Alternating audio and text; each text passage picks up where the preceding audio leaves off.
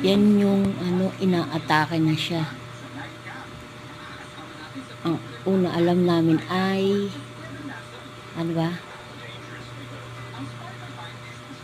Low potassium. O, tapos biglang high potassium naman. Tapos nung pina-check, ang basang binigay sa kanyang gamot, pagpakalma ng muscle.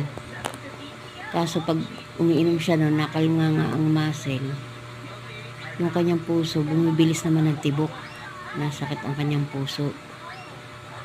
Tapos, yung huling pa-check up ay ang binigay sa kanya ay Pocari Sweat, yung reseta. Parang hindi ko malam kung kulang sa ano yun. Iron deficiency yata. Ay, hindi ko alam. Basta yun yung iniinom niya, Pocari Sweat.